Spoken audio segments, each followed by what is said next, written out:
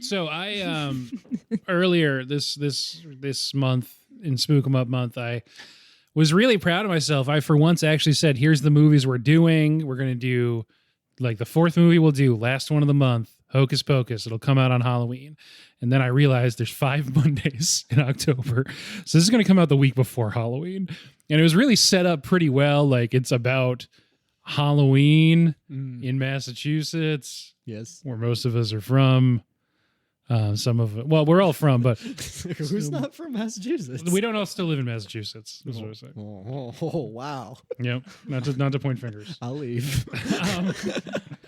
But yeah, so it was like perfect to be on Halloween. But yeah, no. Looking forward to next month. I was trying to figure out the theme, still haven't, and it was like, okay, well, let's figure out if it's a 5 Monday month, then I need to make sure it's like a really good theme.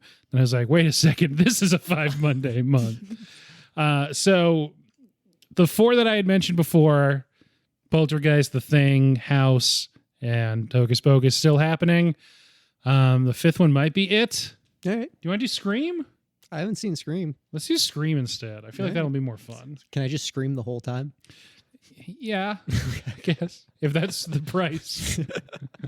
Robbie watched the wrong movie and it's just someone screaming the whole time. Yeah. I just YouTubed Scream and it was like 4.5 hours.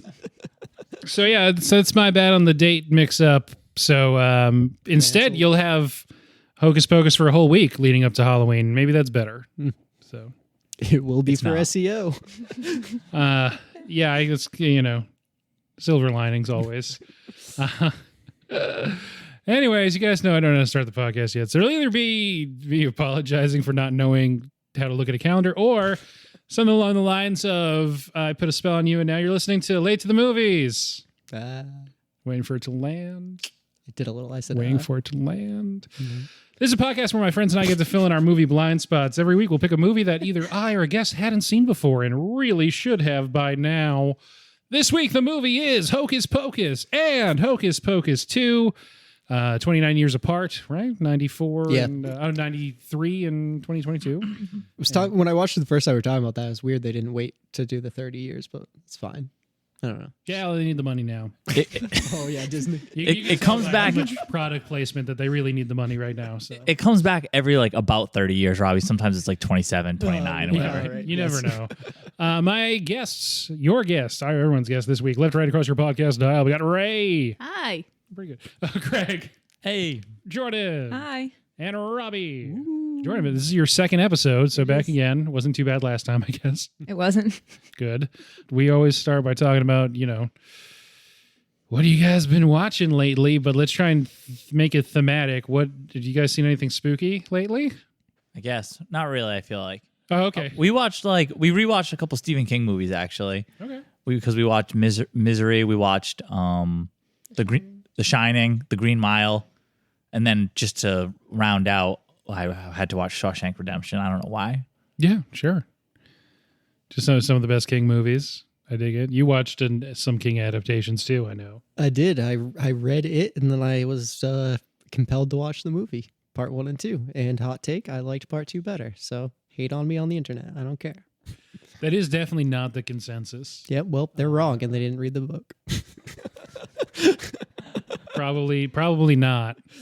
But they were judging it as movies. Most people have jobs and they can't afford to read a book that takes 2 years to read. It was a long weekend and everyone was busy.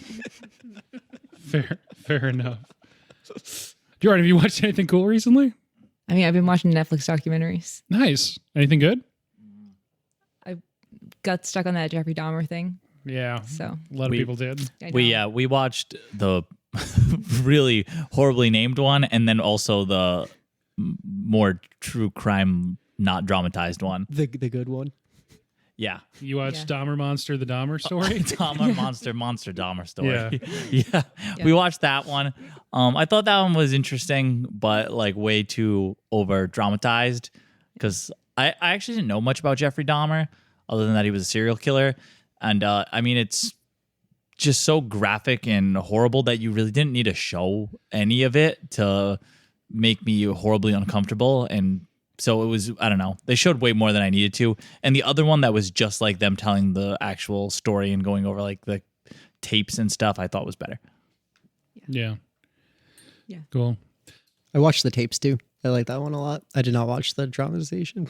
And yeah, I have like no desire to watch We those. watched the Gacy one too. Yeah, all of those ones, the Bundy one, the Gacy one, and the Dahmer one, those are all fantastic. I love those quite a bit. I don't know if I should say that. Can scratch that. I enjoyed those. I love them. documentaries. Put them on when I'm trying to go to sleep. Those are some of Robbie's heroes. Yeah. I just don't feel like I can pull off the glasses. Did you ever watch Mindhunter? No. I think it was like the anniversary of its. I don't know. I never know. Is it Premiere? It's on. It came out on. It was a Netflix show, so I don't know if Premiere is appropriate because it's just Premiere and also finale of the first season came out on. I don't know however many years. Yeah, ago. but that's like about the bad guy that captures all the dreamboats, right? What? Yeah, I was making a joke about how everyone writes love letters to Bundy and stuff like that. Oh, okay. Because Mindhunter's about the guy that catches them, right? Yeah, they talk to guys with minds. They hunt. I haven't seen it. Just telepathically, because I'll watch the shit out of that. No, it's like based on investigators talking to serial killers to like try and get serial killers Oh, interesting. and like filling out psychological profiles and stuff. Oh, is this a documentary or is this like a... No, it has actors in it and it was Oh, okay. show run. I'm not sure how creatively involved he was by David Fincher. I think Jonathan Groff was one of the actors in it from Matrix Resurrections. I'm just picturing this being super cheesy now, and I'm just imagining if anyone's ever seen Forgetting Sarah Marshall when she's in the show where she can talk to dogs to solve crimes. Animal instincts or something. Yes. Yeah. Yep. It's fantastic. Yeah.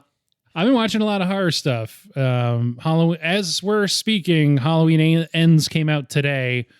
I was going to try and round up people to go see it in theaters because that's like fun, but it was also just on Peacock, so it felt like a lot cheaper prospect to just watch it on Peacock. Halloween Ends, very strange, very weird.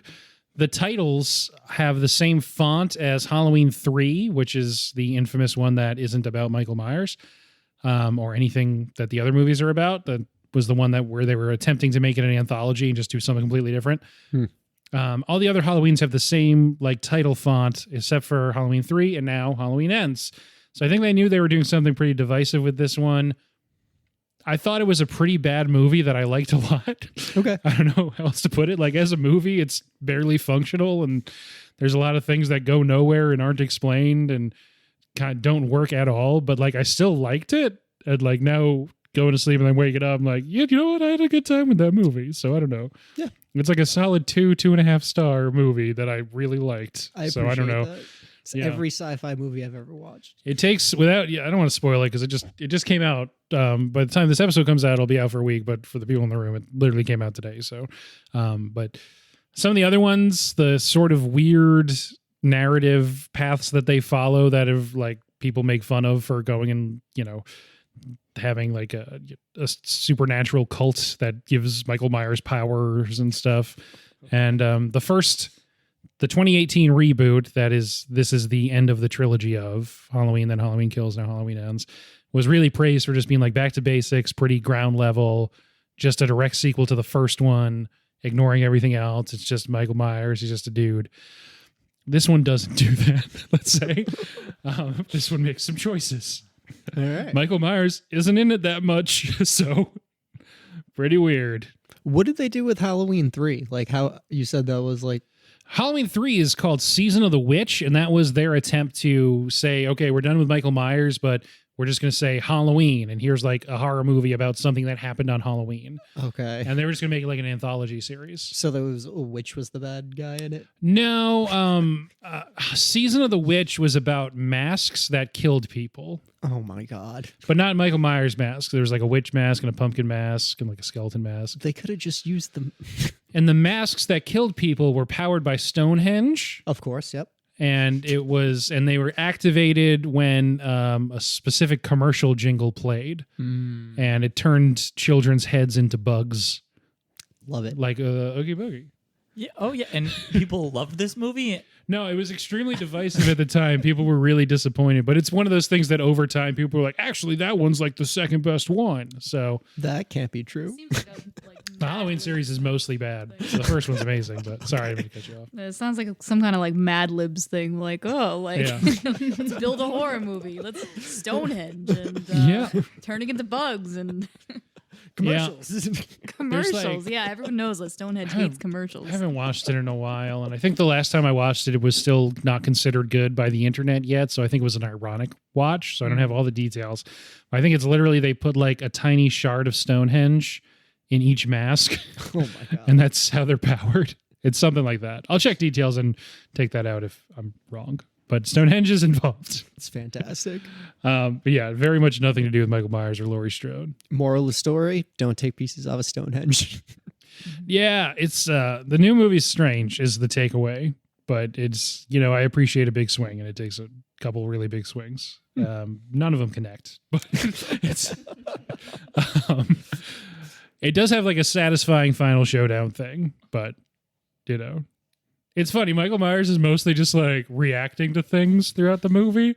Like other people are sort of driving proceedings, and he's just kind of like, okay, I get whatever, I guess. I'll go along with this. For some reason, when it's you a said weird he's dynamic for Michael Myers. when you said he's reacted to things, I just pictured like YouTuber thumbnails where they're like grabbing their face and like making expressions. But I see what you mean by that. Michael Myers reacts.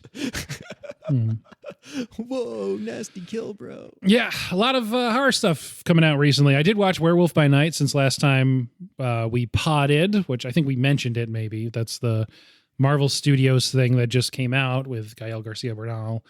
That's just a one-off, I think. It's pretty good. That's just on Disney Plus. It's like 50 minutes long.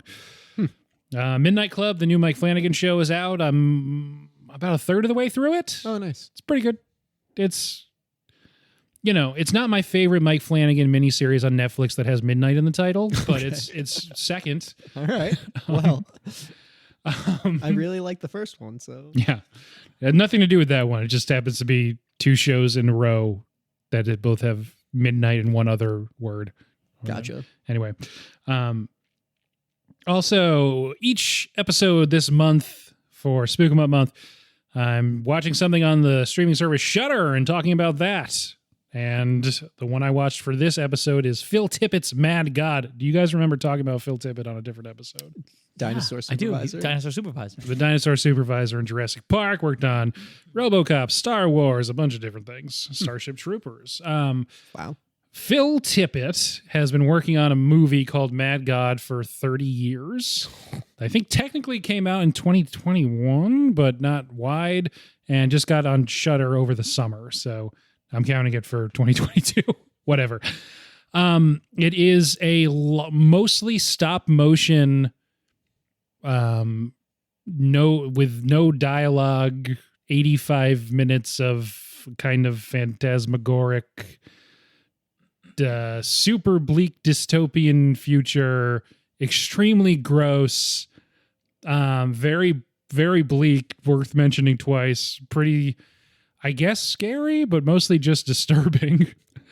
It's really good. I recommend it. That's my recommendation this week. Sounds like this was his like therapy for not being able to make dinosaurs anymore. I don't know. Sounds highly recommended.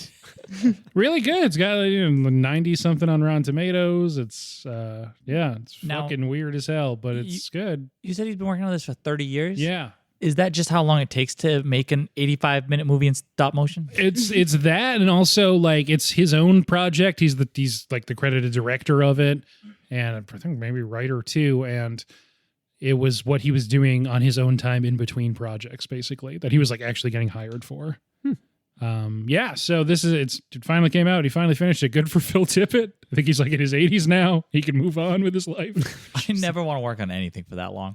No, it better be good though. So the whole time I was kind of nervous, like, oh, if I don't like this, like if someone gives you something and says, I worked on this for 30 years, and you're like, it's not for me. Like, it's kind of a bummer, but I liked it. I'm not even going to work on my children for 30 years. It's not your job. You get half that at best. If they're lucky. Yeah. Anyway. And then I didn't even realize this, but I think like just today, a new Dario Argento movie came out on Shudder.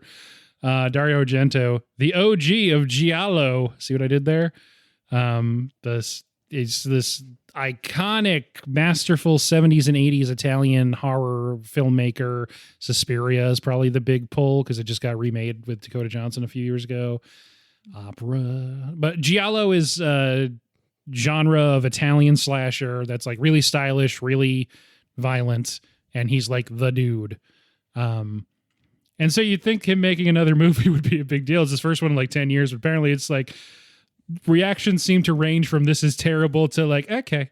So I'm probably not going to watch it, but it's cool that's just on Shudder. New Argento movie. How much is Shudder paying you? Nothing at all. I'm paying them, in fact, for their services. I don't know. I'd say it's one of the only good streaming services, I think. So it felt like a fun one to spotlight this month. Anyone got a fun transition? Anyone remember like the chanting? Something about Magica Mystica and Magica Mystica, Ithaca. Ithaca's in New York. I don't. Probably, yeah. Okay. Well, I guess it's time to talk about Hocus. You hear that? Come, little podcast listeners. We'll take you to the next segment. It's about Hocus Pocus. I don't believe in any of this. This is just, it's Hocus Pocus. Yeah, the Leo meme pointing at the screen. He said it. He said Hocus Pocus. Anyway. As soon as he said it, I was like, the name of the movie. Ichika Kuputa Maleka Mystica.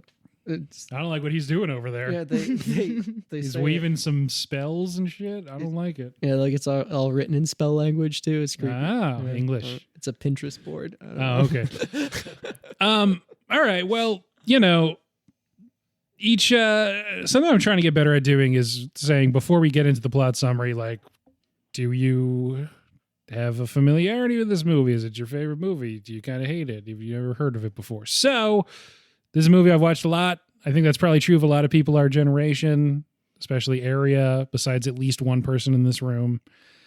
Robbie? I have never watched it before. I just watched the first and second one for the first time. Cool. Yeah. Yeah, we'll get more into how that happened. Okay. But, Jordan? This is a Halloween classic for me. Yeah. I love this movie. Yeah. Yeah. Guys? I have never seen this movie all the way through. I've seen parts of it, though. Really? Yep. Never seen Hocus Pocus all the way through. Wow. I may have seen it one time, but it was one of those things where I was like, when I'm watching it, I don't really know what's happening, so it was gone from my memory. Wow. Okay. So wide range. This is one that was definitely on all the time for me. It just was on TV all the time, and then was also like at least a yearly watch, I think.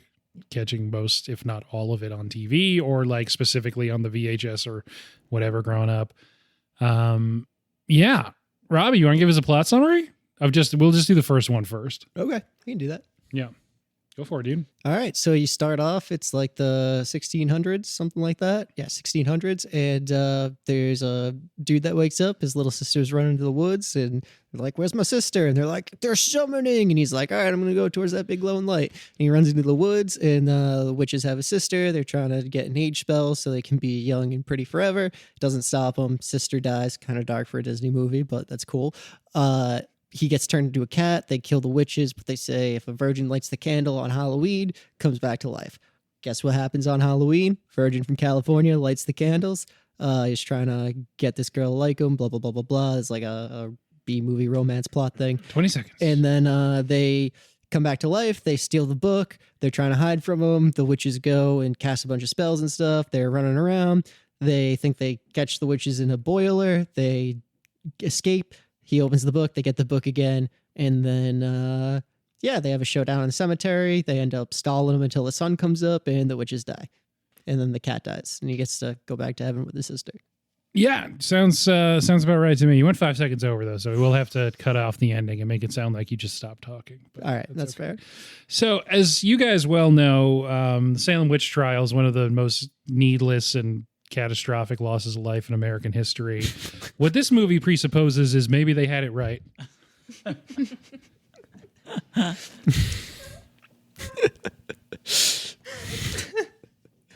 Well, yeah. I mean, witches were bad. There was women We with don't free know for thinking sure they were ideas. wrong. They were definitely reading books. That's always been funny to me because it's the same weird kind of tension of going to Salem. Have you guys ever been to Salem, like for Halloween or just at any time? Yes, and wherever this was definitely not filmed in Salem. There's no way, right? I think it was. I don't know. I feel like, well, definitely not at Halloween.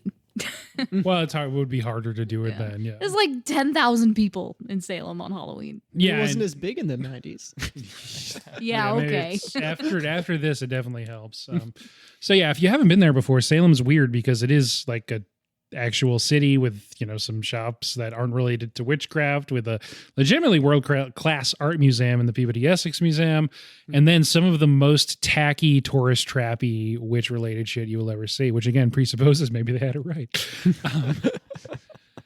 And yeah, it's just it's this weird tension of like commerce and history and being a historical site, but also flying in front of the moon on my broomstick. What you guys think of this movie?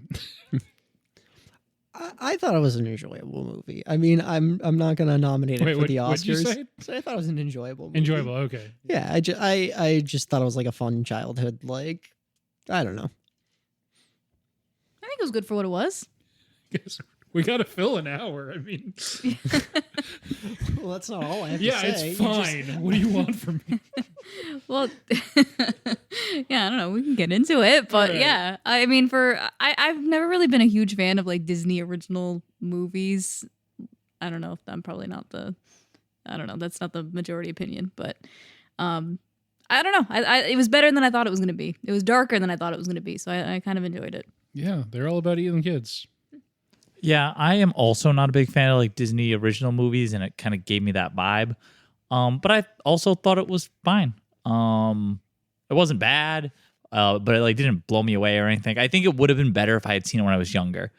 I think it could have, if it had some like nostalgia to it, probably would have hit a bit better. But yeah, I thought it was okay. There's like multiple people I've talked to going into this episode that have said like, Jordan, like this is a classic for me. Every year this is on. This is like probably my favorite Halloween movie. Which is, it's interesting. I guess the people who haven't seen it don't love it as much that the nostalgia is necessary.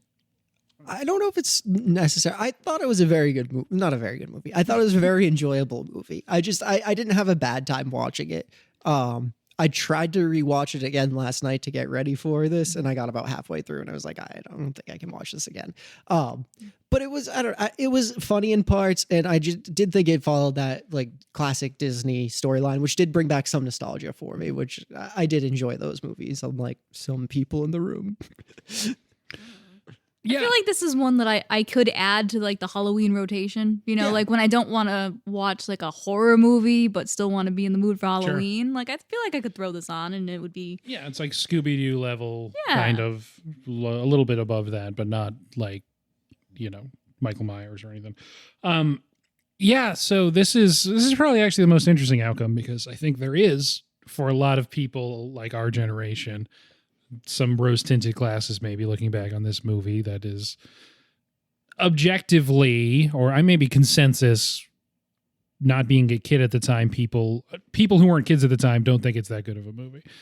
And, maybe they're wrong. What did you think rewatching it since you love this movie? What was your take? Still love it? I mean, I still love it, but there's a lot of things that I didn't understand at the time that I now understand that I think are really funny now. Yes. Still. So Yeah. Yeah. It is funny how much both movies talk about virgins. I definitely did not know what a virgin was last time I watched this. So it's been a while. Yep. I was Someone who hasn't lit a candle. when I watched it. I went to go watch it with a group of friends, and they had their fourth grader there, which I think is like 9 or 10, something like that. And she turned and asked what a virgin was, and I got a good chuckle out of that. They just ignored the question. I think that's the way to go. Smart. Yeah. Yeah, I think it's I don't know.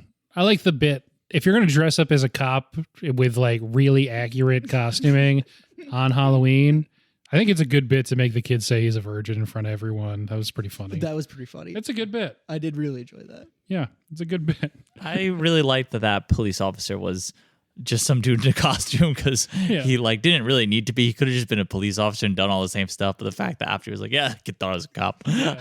He put a lot of effort into having like a very authentic looking Salem PD uniform. So I guess good for him. It was funny to watch as an adult too, because I was like, oh my God, he just stole this police officer. He stole a book. They're going to send him straight to jail. Because he's like, I got this stolen book. And he's like, get out of here. And I was like, whoa. And he was like, I'm not really a cop. And I'm like, all right, then. It just checks out.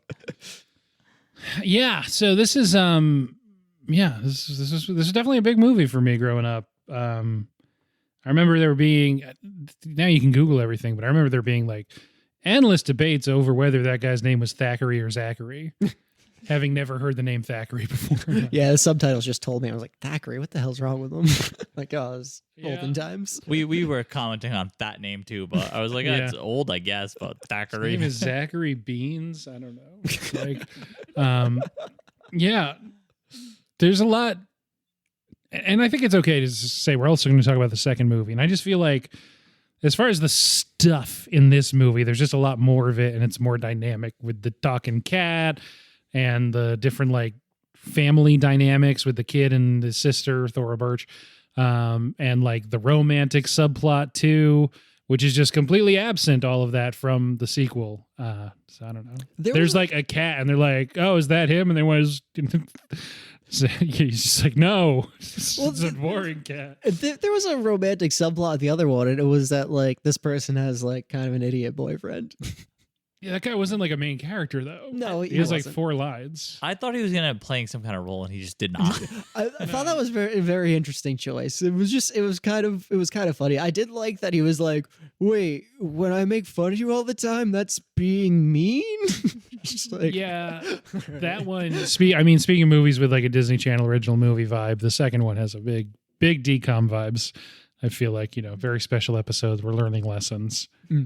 Everyone's forgiven at the end for some reason. Whatever. We'll get to that when we get to that. This movie, however, Thora Birch is in it as a tiny girl. She does some other stuff with her career. The other ones don't really. And then fucking Bette Midler's there. Yeah. Sarah Jessica Parker? Yeah, this is what, five years before Sex and the City, I want to say. 98 probably started that. I did think it was an interesting choice to just have like one hot witch. Mm-hmm. I don't know. Sure. She's like, these are I was very interested in that choice. Kathy Najimy in there too. Has been in other stuff. She was really funny in like limited guest spots in Veep. I don't know. She plays the Mary, I want to say, the other sister. Redhead or the other one? The other one. Okay. Not Bette Midler. Gotcha. Who's Winnie. Okay. I don't know who any of these people are except for Sarah Jessica Parker. Okay. Well, that's Sarah. Let's keep it easy for you. The main character played by Bette Midler. Yeah. Anyway, yes, she's the one who basically gets this movie going. It's the ideas come up with Mick Garris, who does some acting, some writing, some directing, but he comes up with his ideas, pitching it around. Disney's like, yeah. But it doesn't really get developed for a while. He brings it to Amblin to ask Steven Spielberg if he wants to co-produce. Spielberg says no because he doesn't want to work with Disney. Oh, interesting. Because he saw Disney as a competitor to Amblin at the time. But the movie is actually written for that main character. We're saying is the main character because that's how if you read any of the descriptions, like on Disney Plus, they treat the witches as the main characters of these movies. Oh, okay. Bette Midler's role, Winifred, was supposed to be played by Cloris Leachman, who, I'm trying to think, wait, did you ever watch Malcolm in the Middle? She's the grandma in that. Did you ever watch Beer Fest? Yes. She's the old lady in Beer Fest. Oh, that's really funny. Okay. Also, Mary Tyler Moore's show, Last Picture Show, has the record for most Emmy wins ever. But you would know her as the lady Grandma with the Beer Fest. Yes. Warming up the sausages. Yep. I'm going to cut all that out. I just wanted you to know who Cloris Leachman is. Yes. I guess that was important to me for some reason. I appreciate it. Worst possible way I could know who she is, because like that is not a good portrayal of like her. I don't think. Yeah. But Anyway, so Bette Midler is the one who basically gets this to happen because when she expresses interest, she is a really big star at the time in the early 90s. And then the momentum, this essentially goes into production right away. And I think she didn't like wearing the fake teeth, but other than that, says it's like the most fun she had in her career. So I can see that. It did seem like everyone had a good time with the movie. Like they had a good amount of chemistry going on and everything. Like nothing seemed forced. No doubt, yeah, it's especially in the first one, you feel like that they're just having such a great time. All the weird little trills and like pitch shifts that she does when she's just saying a sentence. Seems like she's having a good time. I think like I don't know. I enjoyed that they like had them like lean into the singing and stuff like that, and they're like, "Oh, I'm on stage." I thought those were they were interesting choices. I could see where people like wouldn't like them, but like I enjoyed you know what I mean, like the campiness. I don't know if that's the right word, but for that part, probably is the right word. Yeah. But it was I don't know. It was fun. It was a fun watch, I think. Was what song do they do in the second one? Because they kind of recreate that scene with them singing "I Put a Spell on You" in the first movie. Obviously, it made a big impression on us. I watched it like 2 weeks ago, unfortunately. I watched it a few days ago. I don't remember what the song was. I I'm watched trying it last night, and I don't watched remember it yesterday night. Yeah, it's I don't remember because I like think I it's put a like- spell on you makes like sense for this character. It was the one way or another. Yeah. Right, that's what it was, and it's just about getting someone because they're looking for Tony Hale. Yes. Yeah. It should have been magic related. That's all I'm saying. I know we're not talking about the second one yet, but I just got to say I love Tony Hale in that movie. Like he just did. He does a good job. He Yeah. did such a good job. He It does was a good job. very funny. So my only thought is, during the night out in 1993, did they hear "One Way or Another" by Blondie and remember it for this time? I don't think so. Because Well, I mean, not like we. Are you saying like did they and we didn't see it? Or? I'm just saying, because in the first movie, they walk in and that guy's singing the song, and then she takes the chorus, but readapts the verse to be about her. Whereas in the second one, they're just doing a cover of a song. So Where did she get her power? where did she learn about this? You know? It actually crossed my mind when that happened. I was like, nah, it's just a Disney movie. I'm gonna let this go. Speaking of their there's a bunch of things that we can just be like, and how come? But that would be really boring. So let's not do that. I did really like when they were having their night out and just exploring. Like I thought the scene where they found Satan, like that was genuinely hilarious. Like Yeah, with that's the wife and stuff like that. Like I'll tell you what I'm gonna call you. Like Master has married Medusa. I did enjoy that whole thing. That part holds up, even though it's really weird. So that's an uncredited Gary Marshall and Penny Marshall, who are siblings. oh, okay. Gary Marshall, he made the Valentine's Day movies and all these like big movies. Gary Marshall, he talked like that. Yeah, he was great. So Winifred later in the movie makes a joke about a driver's permit, but doesn't know what a kitchen is. They had kitchens back then. When she's in Gary Marshall's house, she's like, "Ooh, a torture chamber." It's like, I don't know, it's a kitchen. Yeah, no, I mean none of it makes sense. And but like I said, we shouldn't nitpick, but that's one that stood out to me. Okay, yeah. Kitchens didn't look like that back then. I did love when they were like with the bus driver and he was like being wicked creepy. And then they were like, yeah, can you like take us to get some kids or something like that? And he's like, yep. And I'm like, okay, cool. Great bus driver. I don't know. He meant he was going to impregnate them. Yeah, he made some kind of really Yeah. creepy joke about making. He's like, kids. it'll take me a little bit. Yeah, and he said, "It'll take me a couple tries, but I'll do what I can," or whatever. I thought he was, oh my God. Yeah. Some of the jokes Yeah, you'll he was understand, like, Robbie. I'm surprised you didn't relate because he just wanted Sarah Jessica Parker to sit on his lap for a If- little while. If you rewatch it when you're older, Robbie, some of the jokes will land better. I tried to recapture my childlike wonder and I went a little too far. Wow. I really thought it was like, yeah, I'll try to steal some kids for you. I thought that joke in particular was like way over the top. Like I could not believe that this wasn't a Disney movie. It's really funny. It's a 90s Wow. Disney movie Yeah, that it's they the didn't care 90s. about that much. Yeah. So And kids don't understand. it wasn't that well received when it Well, came I out. didn't even but- understand. Well, I think like there's like you don't want to think they put a joke like that in a kids movie. So like, you know what I mean? Like, I don't know. It was the 90s. It's fine. They thought we weren't. Grunge. They thought we weren't impressionable. I don't know if we weren't, but Apparently, I saw it at the time and that didn't bother me, I guess. So whatever. Oh man, that's fantastic. Okay, so yeah, they leave there because Penny Marshall gets mad that Sarah Jessica Parker's dancing with her IRL brother, and yeah, then they're like out there. Their brooms get stolen, so they got to walk around. They're doing that walk thing sometimes, but not that much.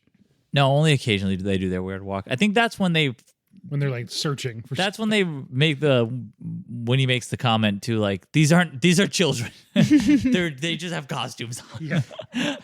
I do like that it took him a little bit to figure that out. That was kind of yeah, that like this is actually just like a celebration now. Weird. Weird. And they kind of do a similar dynamic in the second movie because they're like everyone dresses like us now. Yeah, anyway.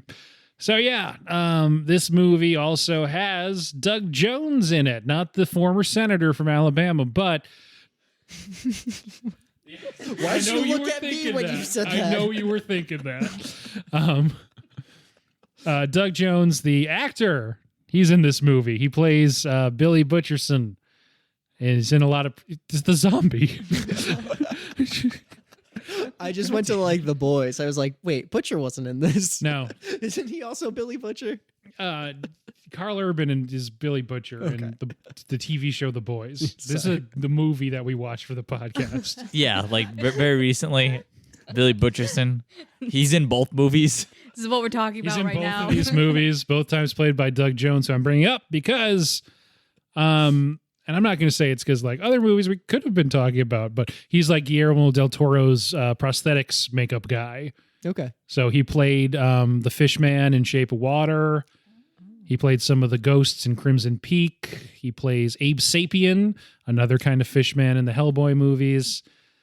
The guy with the eyes in his hands in Pan's Labyrinth, that's him. So he plays two different fish people? Yeah. That's for Guillermo del Toro. That's something to put on your resume. Yeah. I need a man for a fish costume. Oh, I got the guy for you. Del Toro's got. Let me call Doug. Doug's gonna be all over this. Yeah. So I just want to call it out because he's in some really great movies, and he's very seldomly appearing just as like himself, because he's always in layers and layers of makeup. But I think it must be a really difficult skill that not a lot of people have, but he can do that.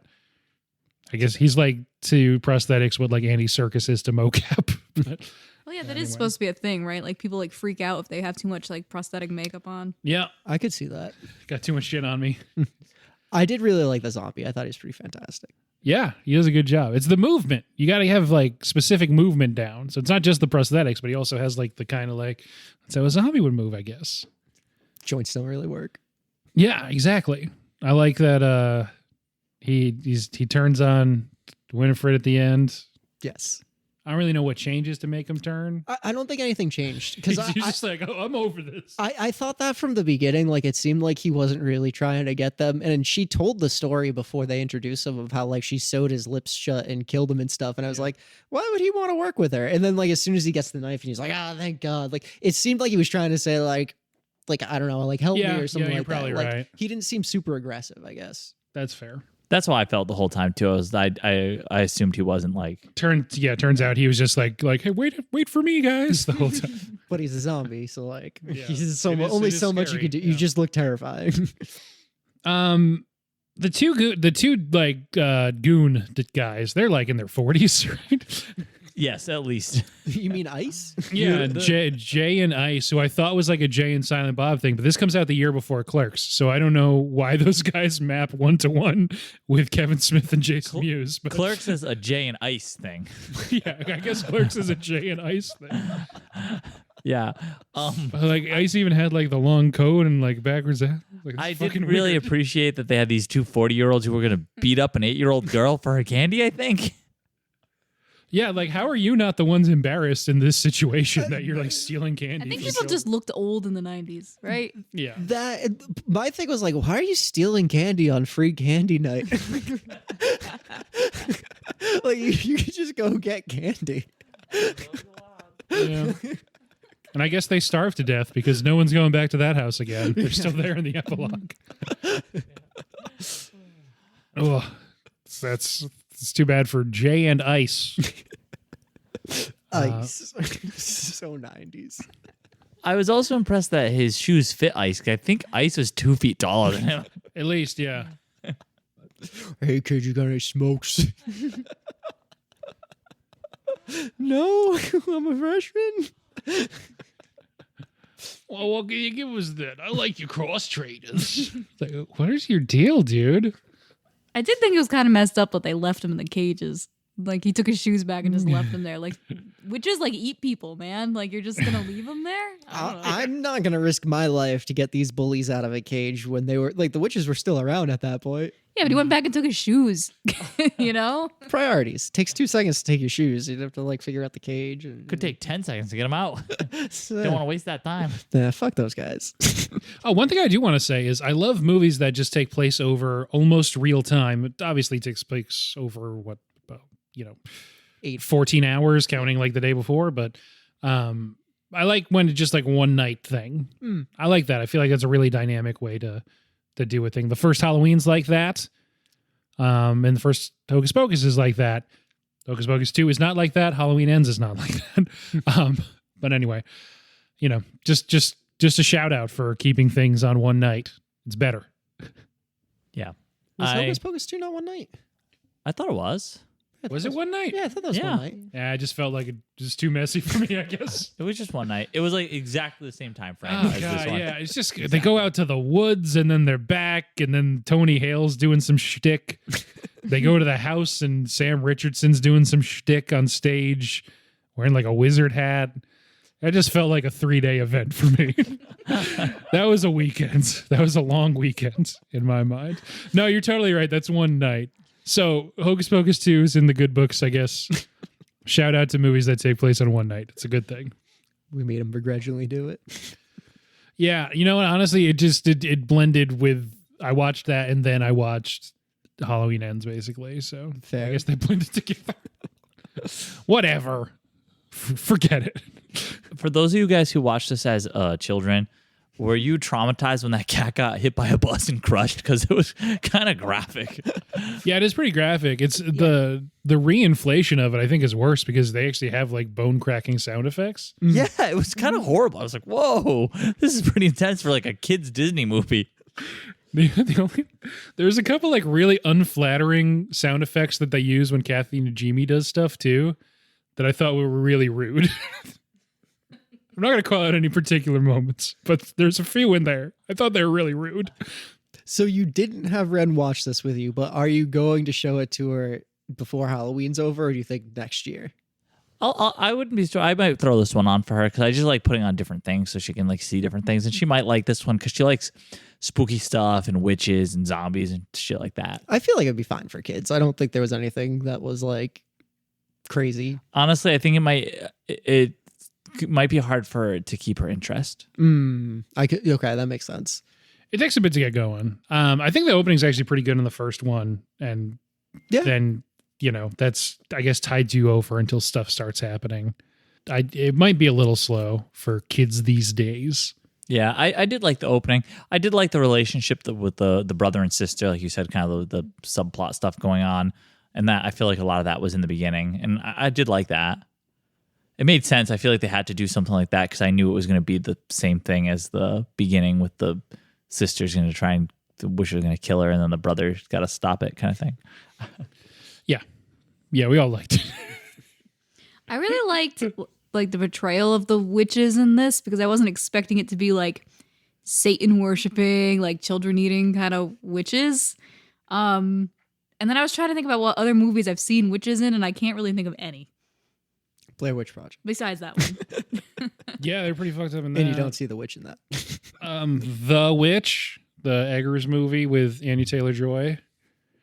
There's not really... There's like not as much focus on the... You don't see a lot of the witch/witches in that one, but, it's still... There is witches in that. Is that the one with 2 V's? Yeah, the Vitch. Yeah. But yeah, I did like that they were like, they got their powers from Satan. And I was like, wow. Or Satan's our master, whatever they're talking about. Like, Snow White count? She's kind of witchy when she gets more crone, I suppose, when she's in her poison apple mode. She doesn't have a spell book. Evil Queen. She does magic stuff, though. Does she have a spell book?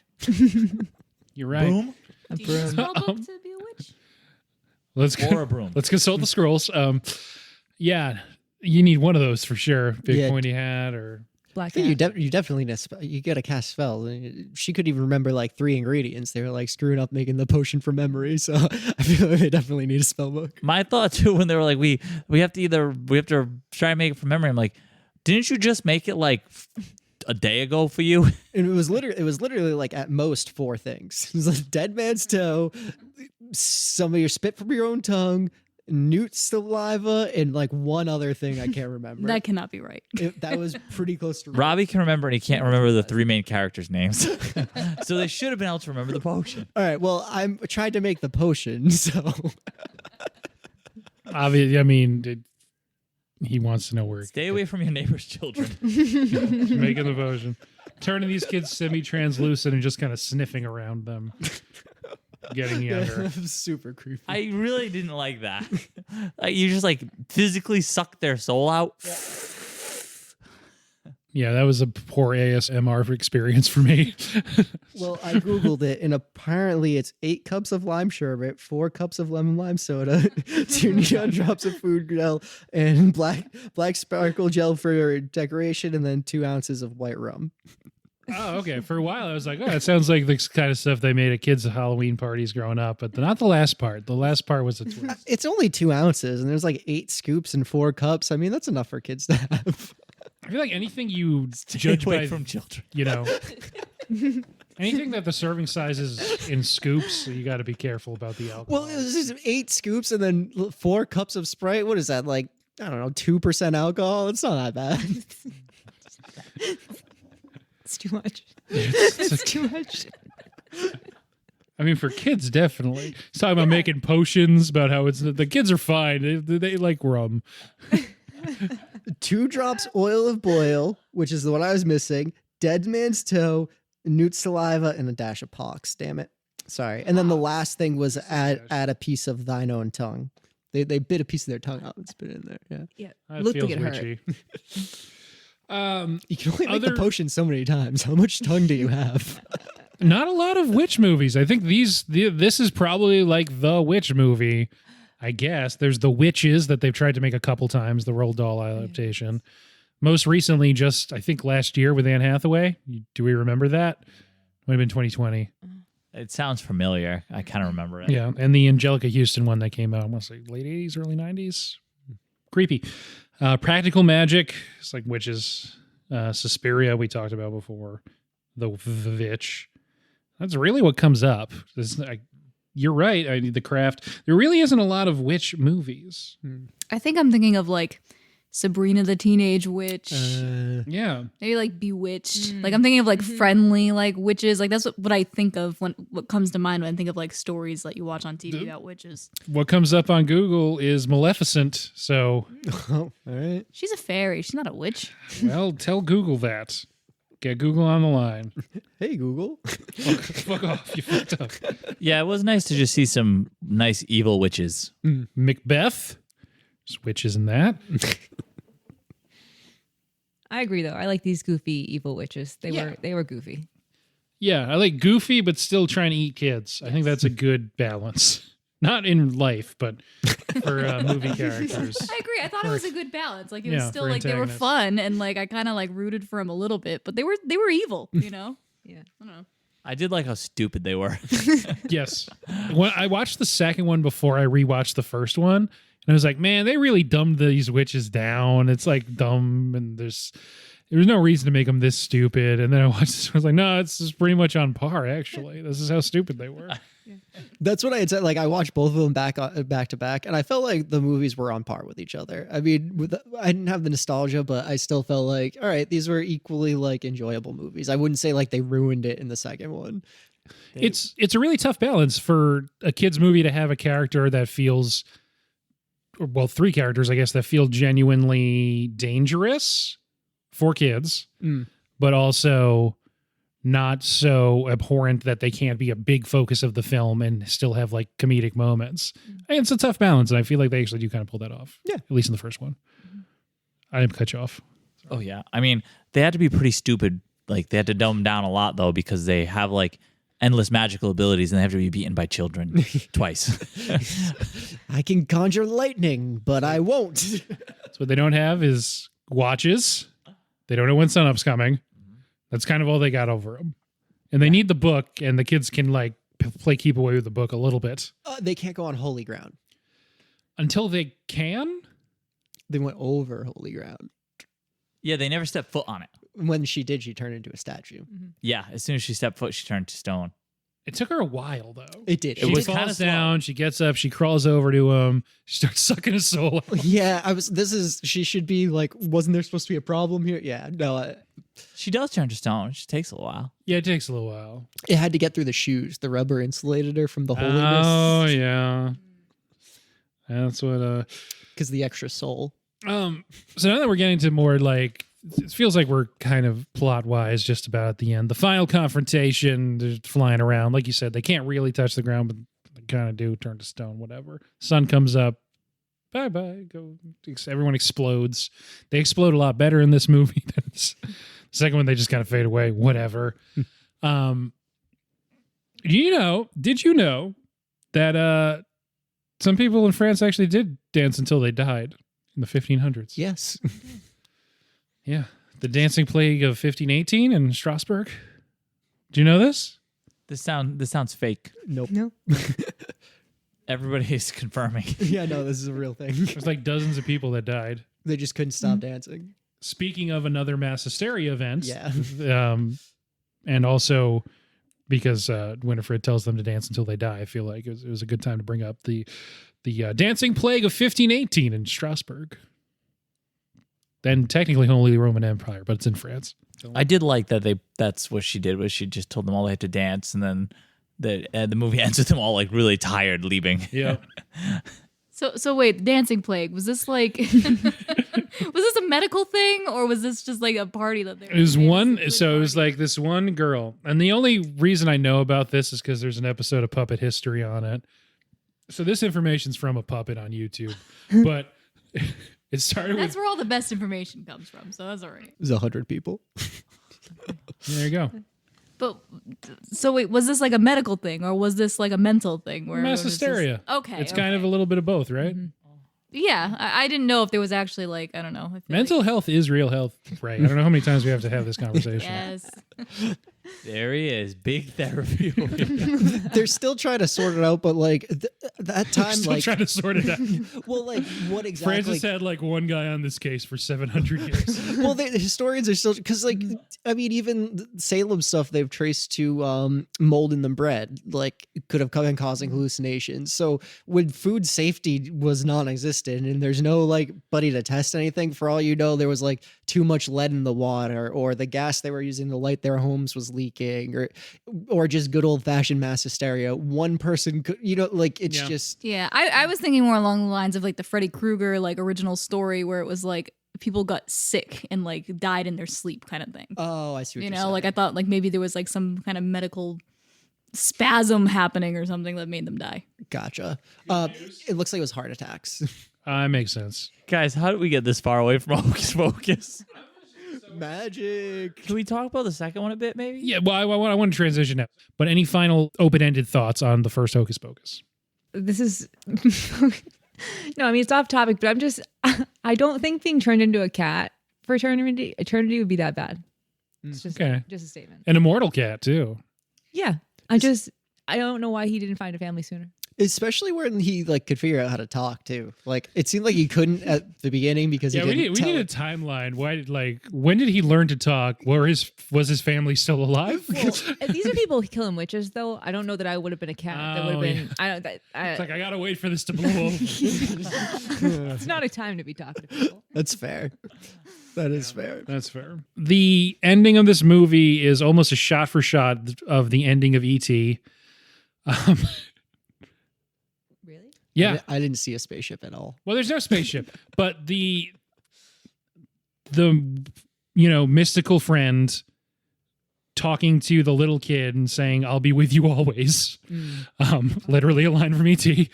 And then like walking away, and the music swells, and it's this big like triumphant orchestral score, and you're zooming in on faces, ending on the kid, Thora Birch. As you can tell, I don't remember her character's name. That's why I've used her full name every time. And zooming in on her, and she's reacting and kind of sad but happy at the same time. And you're ending on her watching them walk away, like you're ending on Elliot watching E.T. fly away. It really, like, if you watch both endings in quick succession, which I went to see E.T. when it was in IMAX just last month, so it was on my mind. I was like, why is this familiar? Oh, they're literally just doing the E.T. ending. Spielberg said he didn't want to work with them. They went, well, fuck you, we're taking your ending for what was, I believe, still at the time the highest grossing movie of all time. So I did think it was really weird that he got that attached to her because it'd only been like 4 hours. Yes. And now he's been alive for 300 years and he's like, I will be with you always. It's like, you've known her for like 4 hours. They met him after dark, right? Yeah. And it's sunrise. Yeah. He was alone forever, though, and he finally... And I'm like, why though? Why did he not find a family in 300 years? Yeah. He's a cat. He had to guard the candle. He had to make sure he could be back for Halloween. All right. You know, if they locked him in the house... It's and one somebody day a lit the year. candle. He could. Yeah. You just sneak out one day a year, bruh. Humans are unpredictable, and some of them are witches. I mean... People didn't have indoor cats until like, I don't know when. 1994. That's right. Oh. So, no, I don't Well, know. no, but I mean, like, he would have been able to get out. You know, Yeah, like people had yeah. like barn cats or whatever. Like, he could Yeah. have found a family. Yeah, There's he'd no been reason fine. for him not to. Hocus Pocus 2 is new to all of us because it came out a week ago today as we're recording, or maybe it was midweek last week, maybe. Who cares? It came out about a week ago. So it's new to all of us. Who wants to do a 1-minute plot summary of Hocus Pocus 2? I'll try. It was very memorable. Well, and just to reiterate, you watched this yesterday? I watched it last night. Okay. I see. So about 3 days ago. Okay, you guys ready? It daried right out of his mind. So it starts off by fixing the big mistake of the first one. It starts by explaining where the witches got their power. They get the book from some other witch in the woods when they're children. We fast forward. There's some friends. They're with some not very descript relationship. They're doing witchy things. They go to like a magic shop. He's got the book. He's making fake black flame candles as like things he's selling. He gives her a candle for her birthday. They go into the woods. Oh, it's a black flame candle. The witches come back. You find out he's trying to get the witches back. He thinks they're good. They kick his ass. They're not good. They're trying to eat children again. They want to kill the trio of the girls who are our heroes. One of their fathers, because it's related to the Reverend who like kicked them out of Salem. So all the shenanigans from the first one kind of happen again. We go to a final showdown, and our main character ends up actually being a witch too, and then they cast a spell, and all the other 3 Sanderson sisters end up dying, and then everyone lives happily ever after. But now there's a good witch. But now there's a good witch. Yeah. And there's still one more black flame candle for Hocus Pocus 3. The end. Until we were getting ready to do this episode, I did not know that there was this post-credit scene. Ben and I just both found out this last night. Yeah. Yes. When I was accidentally watching the credits and I noticed there was a post-credit scene. Did you see the post-credit scene, Jordan? I saw the post credits song. No. That's the scene. Yeah. There's a scene like after the credits, and it's the cat cobwebs like on a shelf standing in front of a box, and the box is labeled Black Flame Candle number 2. I don't know how I missed that. It's at the very, very end. Okay, I was like, I let those credits play all the way through, but Yeah, it's all the way, like, very last thing before it cuts back to, you know, your Disney Plus screen. You forgot one really important part of the summary, though. What part? Walgreens has a fun treat with a Halloween purchase now through October 31st. Head to your local participating Walgreens and spend $20 on a Halloween purchase to score a free exclusive Hocus Pocus 2 poster. That's a good 20 minutes of the movie, right? There was an extensive scene in Walgreens. Saying a lot of brand names. They get all Everything faced directly to camera. Our brother-in-law loves Walgreens. I need to know what he thought of this movie. It's really What funny. do you mean he loves Walgreens? I don't know. He's like 60. It's a really weird thing to love. It's a very weird thing to love, but like he'll go missing for like hours at a time and he's just browsing Walgreens. Mm. Like we get him Walgreens gift cards for his birthday because he just loves being at Walgreens. He loves being at Walgreens. Yeah. Is there like a particularly fun Walgreens that I don't know about? Related, my sister named her daughter Winnie after the witch. Really? Is that why she's named that? Yep. She's named after the witch. Oh my god, I love that. See, people really dig this movie. Well, the first one. And they're going to name their second child Walgreens. Is that where we're going with this? Yes. The second child is Walgreens. It's unisex. You can go boy or girl. Yeah, exactly. They're going to use it twice. Yep. One's nickname's Wally, and the other one is Ginny. Yeah. Wallet. Wallette Greens. Okay, I had like other things I was trying to set up, but just hearing that someone loves Walgreens has really thrown me off. Anyway, yeah, it's not. I think the Walmart product placement in the new Ghostbusters movie is worse, but this one is longer, I think. So it's pretty bad. I thought the bit was decent. Like, oh, you want to look younger? Here, have these new potions. Yeah, it was a good bit. I liked it. Yeah, for like a minute. Well, yes, but the bit could have been done without it being Walgreens. Like, it could have just been a pharmacy. But Yeah, instead they were I like, just- wow, it's Walgreens. I'm just really allergic to brand names. No, it's fine. Like, it definitely went on for too long. I just thought it was a fun take on like, how do we distract these witches for a little bit? Says the guy wearing bank merch. I get these shirts for free from my company. They give us a link and they say order one shirt, and I was like, is there any tracking? And they said no, and I ordered 8 shirts. Hey, quiet. Cut that out. Anyway, fight the power. Okay, so this movie, jokes aside, much like this movie. No, I'm kidding. It's they have some jokes in it. Supporting cast, really good. We talked already about Tony Hale a little bit and Sam Richardson, both doing great work. Sam Richardson's the guy in the gift shop. Tony Hale is the mayor and is also in the opening flashback or prequel where we learn how they get their powers as the pastor or something of the town. Reverend. That's the word I couldn't find. Yeah, and now the descendant that looks exactly the same is he's both dad of one of the supporting characters functionally, and also the mayor of the town. Doesn't seem to be a very serious mayor. He's got strong dad vibes. Yeah, and that's what I mean. He's more dad than mayor, I feel like, in this movie. Like, I'm just saying, like, why did he have to be the mayor? I think I prefer like my mayor to be like dad vibes, you know? Yeah. That's fine, but he doesn't like. I don't know. I'm not I looking think for him to do mayoral. He's trying to duties. mirror the fact that he was the reverend. Like, The Reverend was the source of power back then, and the mayor Yeah. is the source of power now. He just doesn't seem mayoral. I thought he was super sketchy. I'm surprised Right, everyone this is liked what him I'm so talking much. about. I like really didn't trust him the whole time. Oh, the mayor? I was waiting for him to do something sketchy. Oh, But it's a Disney movie. I just thought it was weird. oh.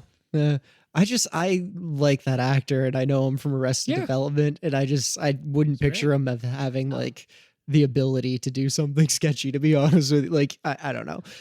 Oh, Yeah, it's probably just that they came in with him as the Reverend, so like I had bad vibes right off the bat. Yeah. that's fair. That's fair. It's just a strange. It's just a strange dynamic. That's not like my main bone to pick. I'm not trying to like cinema sins this. I just thought it was weird that he was mayor. I wouldn't have voted for him. Is what I'm saying. I feel like being the mayor of Salem would be very stressful. I feel like there's a lot of things you have to do as a mayor of Salem, right? That's fair. A lot of tourism dollars though. Yeah, I feel like there's a lot of decisions you need to make that affect like There's a lot of very important public safety decisions. Yeah. Oh especially yeah, during absolutely, Yeah. Halloween. absolutely, yeah. there's so many people you have to deal with That's all the true. time. Yeah. Well, not in this portrayal of Salem. It seemed like a No. large carnival and not like the massive event I'm sure it is. Yeah. Yeah, that's just like a crush of human bodies and way too tight of streets and stuff. I'd be interested on the numbers of people that visit Salem during Halloween. I think it's going to be like That's over a bunch. 100,000. Like, Yeah, we didn't really get into this, but going to Salem in the month of October is, the downtown is like shoulder to shoulder packed with people for, I don't know, like a 5 block by 5 block kind of radius, sort of around the edge of the town green where like the Witch Museum is, in that street that the Peabody Essex is on. in the first 9 days of October this year, 276,000 people visited Salem. Yeah, that sounds about right. That's insane. Yeah, parking's really hard if you're going. I've never been, so I'm just trying to get a scope. Oh. Like, I assumed it's a lot, but like that's Kind of cool. a massive Yeah, amount of if people. if you actually like, if you're there for the spectacle, that's one thing. But if you actually care about like the historical stuff, and like I said, the PBS museum, great museum, some cool restaurants and stuff, because they have so much tourism dollars coming in that when they're off season for them, that stuff's still open. Yep. It's a pretty cool town actually. But Interesting. But yeah, in October it gets busy. I don't think I would like that. Like, I don't have an interest in the massive bodies. That's not fun. I really didn't mean to start on such a weird note. So one of the things that I don't love about sort of the direction Disney is going in, Disney animation especially, on two tracks. One is the villainless thing that we've talked about before. And I don't know. We talked about it before. I don't remember why, but we brought it up and talked about how Disney doesn't have like villains Encanto. anymore. Encanto, yeah. That makes sense. That's an example. Where just sort of like matriarchal familial guilt and trauma is the villain. It's way scarier. Yeah, sure. That's the villain for every millennial. Yeah, that's true. It's hanging over all of our heads as a generation. Sure. I've never been chased by witches. Let's be Yeah. real. However, parents fucked us up. So. Remember how you asked why I hadn't seen Hocus Pocus? Yeah. There you go. Yeah. It was It's like, I don't know how witchcraft. much you actually want to talk about, so we don't have to. But yes, Yeah. because of the witchcraft, That right? was 100% why I didn't watch Harry Hocus Potter Pocus. too, right? Yeah, Harry Potter, Hocus Pocus. It was witchcraft, not allowed. Did you see that article that I shared about that Texas lady? Yes, I did. I just feel like there's something evil coming through our TVs, eating up our was children. that was my parents growing up. They bought into all of that stuff. Pokemon, I had to get rid of all my cards because it taught evolution. Right. Because it's all Side note. evolution. Think low what you like. Turn it into something else. Well, no, they evolved. They evolved into all their Pokemon. So they were trying to indoctrinate me with evolution when we all know we didn't come from monkeys and the Earth is 6,000 years old. I remember evolving from a monkey. There was this bright light. I had gotten way too much XP. You had a moonstone. You're asking your parents to hit B because you didn't want to change. And you just switch. You flash a little bit. That's why you couldn't play with Pokemon? I had at one point I had to get rid of my Pokemon cards. Yeah. Wow. Yeah. I These don't know are why, the but I thought you were devil's going to say cards. something like because of like animal fighting, like dog fighting kind of things, but no. No, it's the evolution. Or like anti-Japanese rhetoric left over from World War II. that was the main point. Yeah. Oh man. But yeah, generational trauma is way scarier than witches. So, yeah, and this one is one of the, I guess, more effective children's villains in live-action Disney movie canon. And they kind of just make them like they're cool. At the end, they're like, Winnie's like, I just want to be with my sisters. And they're like, you go be with your sisters. So And she's like, I accept you. I feel weird jumping right to the end, but I will tell you, as the ending was We've happening, been talking over an hour. So as the ending was happening, I turned to Raina and was like, this is really weird. When she was talking about her heart like breaking, I was like, is she just gonna be good now? Because there was They've a really lot been of talking about eating kids. For there was a most of lot the of movie. shooting lightning, talking about eating kids. Sarah definitely said something like when they were talking about the potions with the souls of the children in Marty, she's like, but I really like the chase. And I was like, oh my God, these are very evil witches. Yeah, but you can't have it. Nobody's gonna like this take, but whatever. They made them monsters and they became monstrous. They just wanted to be together as sisters. They didn't want to get married to a boy she didn't like. And then everything progressed from there. And then when she realized her sisters were taken away because of her ambition, she saw what a monster she became and had an immediate twinge of remorse. That was my take. I'm just saying. Yeah, but I don't want them to have that happen. I just like- want them to be evil witches and have fun. Okay. I felt like I also got some mixed messages because the message in the beginning was Gilbert tricks them into bringing him back. And he's like, no, they're misunderstood. And they're immediately like, no, we're evil. You're an idiot. And then the rest of the time, Gilbert, everything just is not going well for him because he was very wrong. And in the end, they were like, you know what? Gilbert's kind of right. All right. They I mean, didn't it pick wasn't a the lane. biggest deal, but they didn't pick a lane.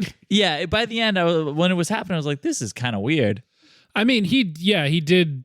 He was trying to be like, they misunderstood or whatever, but he did manipulate people into awakening this evil that very explicitly wants to eat all the kids in Salem. Yes, And, that's like the legend. I feel and and he was just like, yeah, I'm down for that. Yeah, and they then were probably speaking metaphorically.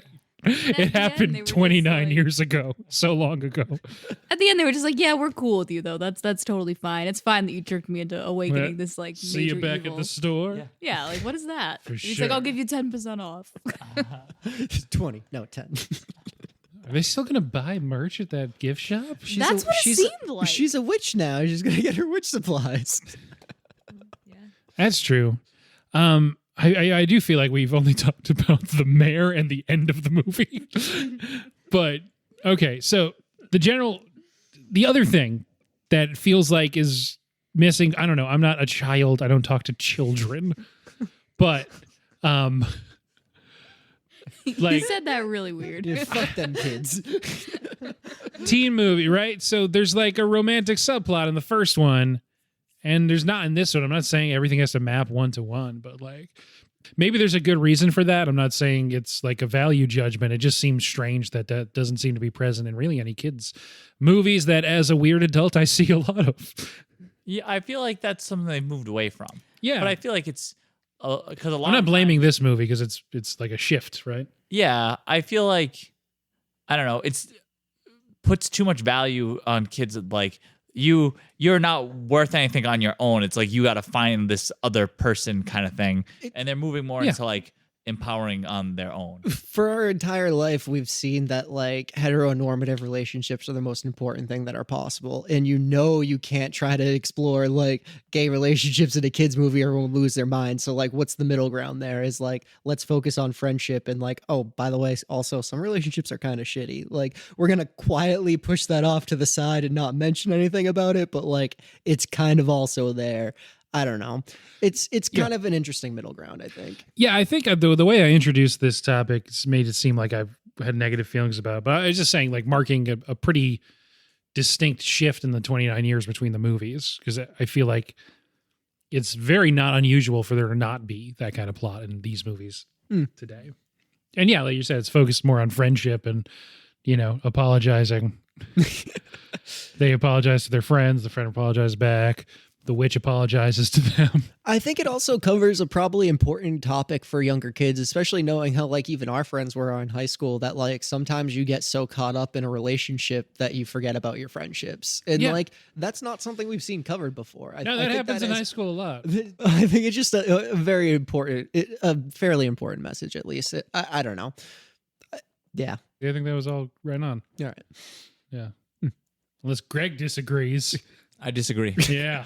There's the only married one in the room. I don't know why I'm finding it so hard to just talk about what happens in the movie, but One thing I thought, one thing that I don't know what to think about is what is going on with the girls? They get they buy the crystals from the gift shop and they do. well, they're virgins. Yeah. Was that not explained enough times for you? No, but like why? Like, what are they supposed to be? Why are they doing this? They're just like They're into it. It's like their thing.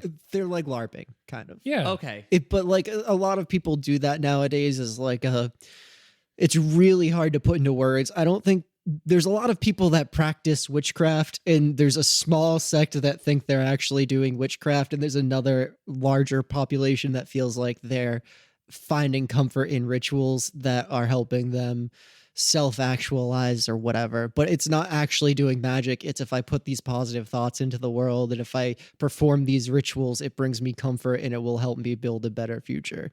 Does that make sense? It's like mindfulness. It's just another like if like humans, we develop religion for a reason because the rituals and stuff bring us comfort. And if you recognize that as a logical person and you want to just do something for fun that is still a ritual, it's another outlet for people to turn to. And I think that's the way they were practicing witchcraft. Yeah. Yeah, for me it was like they're just nerd. This is the thing that they're nerdy about. That's it. They're like nerds, but it's about this. Same line of thought. I think I'm more referring to like adults, but yes, as kids they were probably, and I think when they get older, they'll probably They'll phase out. But I mean, as you know, they're coming of age in Salem, and this is like a cultural thing for where they grew up, and in the world of this movie, a real thing that some people remember seeing happening just a few decades ago. Yeah. So yeah, you know, I'm sure like those kids woke up and they were like, wait, how did I end up 30 miles from my house in front of this person's house in the woods? Yeah. You know? my dad knows one of the kids in that scene when they're all walking. There you go. My dad was a teacher, and like one of the kids in his class was in that scene. Well, it's funny you say that because like people I work with, they had their children in as extras in the magic shop scene for Hocus Pocus 2. Because Sure, it was filmed in Newport. Yeah, filmed in Newport. They did some filming in College Hill in Providence. Oh, okay. Yeah. Yeah. I had a friend that did the jack-o'-lanterns for the spectacular like every year, and they had her nice. carve all the pumpkins for it. that's Oh, cool. nice. I've seen her work probably then. They make good pumpkins for that thing. And Citizens Bank pays for it. Chill. Hashtag ad. Legally, we have to say hashtag ad. See, before I just said a bank, but Yeah. you gotta I'm just corporate saying, chill. you're giving me shit, and it's actually relevant to the podcast. He also has a hat on that says 1%. my keychain is also from Citizens Bank. They give me swag. I'm using it. I don't like your born to foreclose back that you have. Yeah. Hell yeah. In this movie, one of the kids is a witch. It turns out she has some innate ability to do witchcraft. I suppose setting it up for a sequel, but to be fair, the first movie is set up for a sequel too, with the eye opening on the book at the end. It takes them 29 years. Where does she get her powers? Well, this is going to be a 1-star movie for me because they don't really specify. That it's still bothering me. I wasn't able to sleep last night. Yeah, just tossing and turning. God damn it! They forgot to explain this. Yeah, so she finds out, like much like Harry Potter, in a moment of trying to escape, just does some magic. And then later on, she starts shooting some lightning bolts. And that's kind of what witchcraft looks like in this. And then there's some chanting too. She has her own coven. It's friends. Who are not witches. Who are not witches, but the power of friendship will conquer, etc., etc. You keep looking like you want to say it. That's why I keep. I don't know. I just didn't particularly like that she was a witch. I thought it was odd. Yeah, it does sort of blunt the whole like the kids in the first movie have to come up with a way to not die, but it just has like similar powers to the thing she's fighting in this movie. Can your coven be just normal people? I feel like that doesn't. So I was going down that line of thought, but when I think back to the first movie, the other two didn't really do magic. Oh, they went on the brooms, and I guess she had the fire singing. their lightning. And Oh, shit, did they? right? Okay. All Or is right. that just from the second one? I did watch it. That's just the second one. But they do stuff because Sarah sings the song that enchants Yeah. all the Okay. kids. Mary can sniff out children too. That's like her power. Well, I then, assumed through the power of friendship, anything is possible. they made it like seem a little different with the little beginning of the second one. But I assumed like anyone could be a witch after seeing the first. It was just like you have to go learn spells and be evil.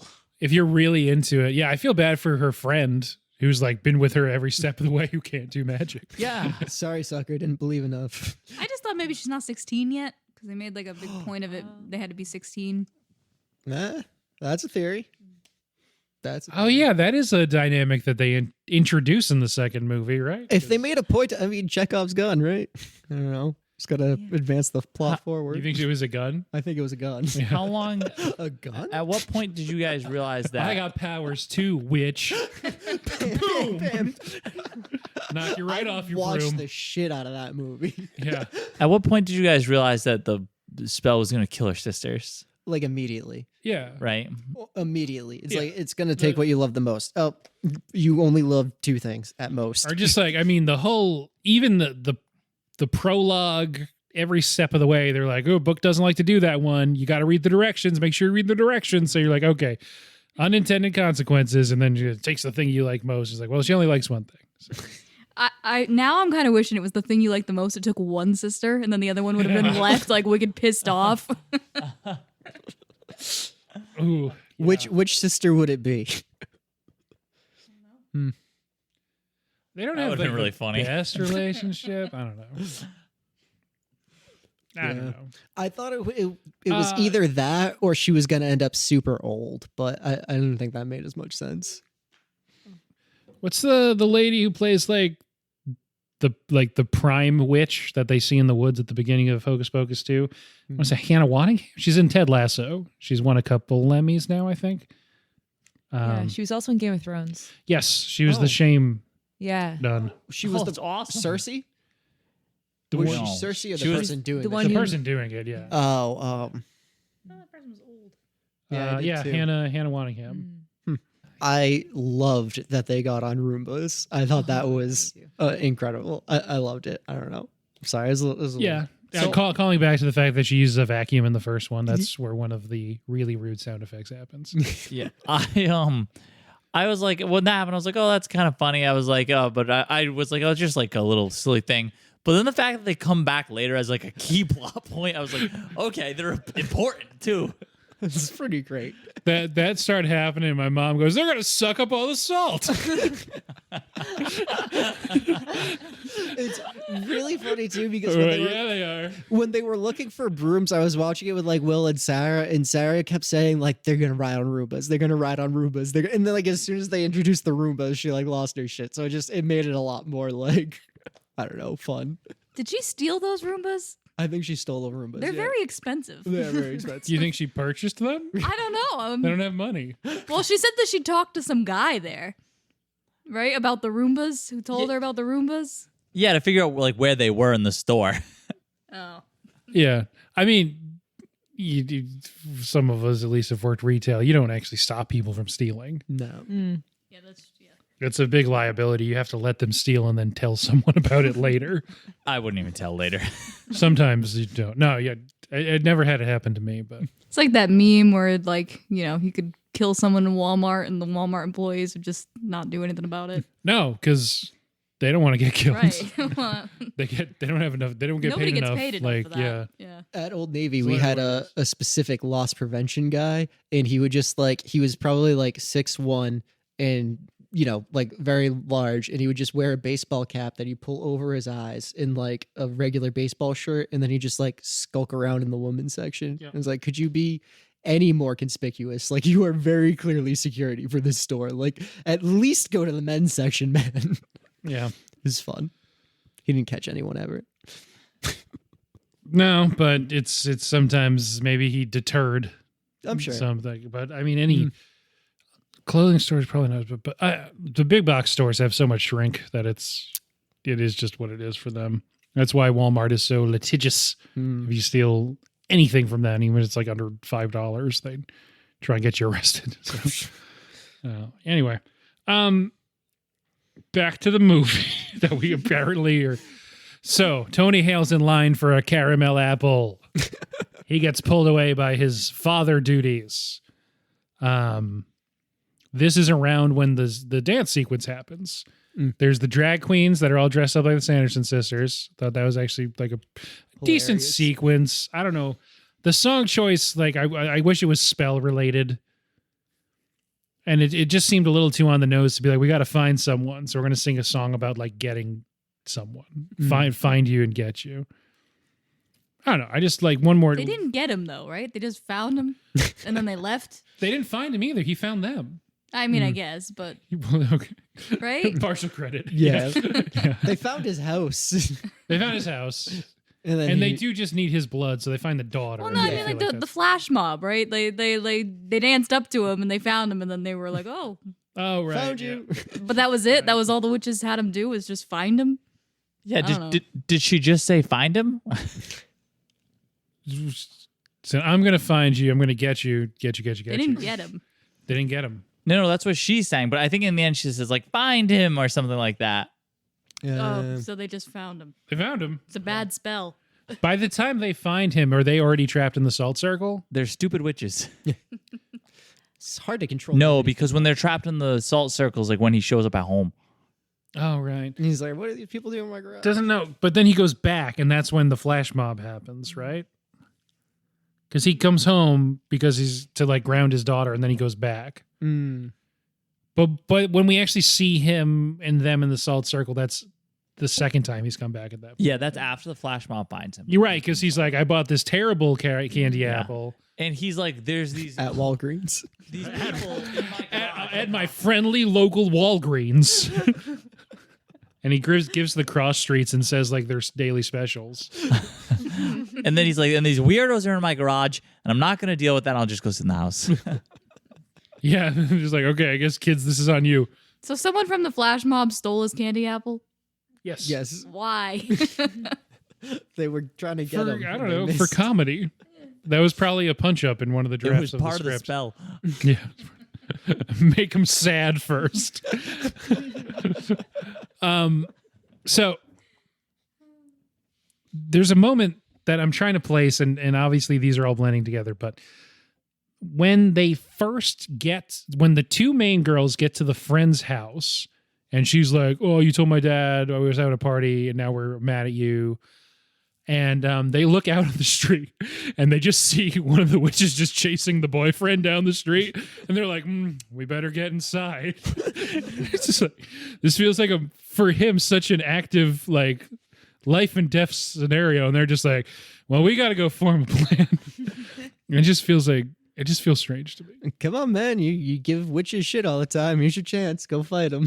Right? Yeah. And again, I'm not saying it's like a plot, like, you know, I'm not gonna ring a bell and be like, "There's a plot hole," but I'm just like, it was just weird reaction for those characters to have to see an actual witch trying to murder one of their boyfriends. They're like, "Well, we got to go talk." I actually like that part, just kind of like Winifred's joke about, oh, we just got lucky. We happened to find the village idiot as she's like chasing him. She's not wrong. That guy was dumb. He was very dumb. He was dumber than the witches. He was also like the only person who lives in Salem that's somehow like worried about witchcraft. That seemed odd to me. Like, how have you gotten through life, man, that you're like freaked out by like random nonsense? I don't know. Yeah. You live in Salem. Yeah, well, you know, he's a teenager. He didn't get to pick where he lives. That's fair. Oh, in the first movie, I wanted to ask, do they ever say, it's not a plot hole, I'm just curious. Do they ever say why Can't go they- back. We said we were done. I make the rules. Do they ever say why they moved to Salem from California? No, Okay. I was very curious about that. I cannot imagine what opportunities arrive in Salem that don't exist. Yeah, in I'm saying California. it's not a problem for me. I was just made a mental note that I don't remember if they were like, well, ever since Dad got the job transfer, whatever. It was very funny watching it as an adult, though, too, because I love that he was like, all right, Mr. Laid Back California. And I'm like, oh, yeah, that was just like a big punchline for a very long time in the 90s. Yeah, absolutely. Okay. Switching gears, record scratch, back to the second movie. Joke's on you. I'm going to edit that into the first part. I don't know. What else do we want to say about Hocus Pocus 2? Because it's pretty simple story-wise. Once they come back, they kind of just run around and then leave. I appreciated that they didn't try to bring back the original characters for it. Like, you know, not the witches, obviously, but like they didn't try to like, oh, look, they're here as adults and they're, you know, here to help. Or, and I feel like it was nice that it didn't mirror the first one either, that it was like a totally separate story. I appreciated that. I feel like that they don't do that often. Halloween Ends features Kyle Richards, who plays Lindsay, the little girl in the first movie. She's just like the local bartender in the new trilogy of Halloween movies. And it doesn't add a lot to the story. So I see what you mean. But I do think that was kind of odd because that feels like an easy sort of like people posting about it on Twitter and Instagram kind of moment that I'm surprised they didn't take that. Launching the movie, I would have bet good money that witches were going to come back to life and have to try to make the life potion again. So it was nice that they come back and they're like, the life potion, that worked really poorly. We're doing something else. The Magica Maxima. Yeah. It's like, yeah, you got to learn and adapt, right? So. Yeah, so I do agree because I feel like the easy way out would have just been like, okay, they're back. They're going to try to make the life potion again. Yeah, and I mean, just thinking of these legacy sequels, the Ghostbusters one that it's been the statute of limitations is up. The original Ghostbusters come back at the end and like help them defeat ghosts. And it's like really embarrassing for everyone involved. Yeah, that sounds very embarrassing. So yeah. I don't know if we need like it's weird that there's not like I don't even know. I guess it's not weird, but I would expect there to be like some reference to, maybe one of the teens is like a teacher at the school and like, oh yeah, he and his wife are really happy. they go all out for Halloween. They always have the best decorations. You just figure they'd throw into something like that, I didn't need it. I was just would have expected that. Mm-hmm. So I guess good on them for Yeah, I did too. So it was kind of refreshing that didn't happen. Yeah. Although, to be fair, after 30 years of Sanderson sister dress-ups, I don't even think you'd be able to recognize them if they did come back. It's like, Right. I'm not going to chase these random people down the street. They're probably just some cosplayers that did good this year. The MC assumes that they are in drag, which is fun. It was very fun. They are wearing a lot of caked on makeup. Yes. So Yep. that's makes sense. What do you guys think about like the Lego sequel thing in general? 'Cause in horror, especially, there's a lot of them. Just this year between Scream and Halloween, the Hellraiser reboot just came out. It's not as like much of a direct sequel with like original characters and shit, but I don't know. What do you think about that? I don't usually like them, to be honest. Yeah. I feel like, first of all, a lot of like more often than not, they're not good. I feel like they're usually like they can't mimic the originals enough, or they're trying too much. It never usually works. Mm-hmm. And then I feel like it always bums me out because like especially if I've already seen this stuff, if it's something I saw and really liked, then I'm like, you're going to ruin it. And if not, I'm always like, well, why can't I just have something new? I didn't see this the first time because it didn't interest me. Like we're out of ideas. Like, give me something else. That's always like, it's always been so weird to me that they always feel like they have to make these weird like connections where it's like, you already did the work of building the world. Now tell a new story. That's all you like. We know the backstory. You can get more detailed. You don't have to do like here's how Superman or here's how Batman got his power. You know what I mean? Like you can just go. Batman doesn't have powers. Here's how Batman's parents died. Sorry, like, here's how Batman got his money. Here's how Batman's parents got their dead. Yeah, but like you don't need to do that. You don't need to keep retelling those parts. Like you already have the world built. You can just go and make an original story, and we'll know all of the backstory. I don't know. Yeah, I guess the big example, not that it's horror, but it's the Star Wars trilogy, the sequel trilogy, where Force Awakens does have to map kind of 1-to-1 to the first Star Wars movie.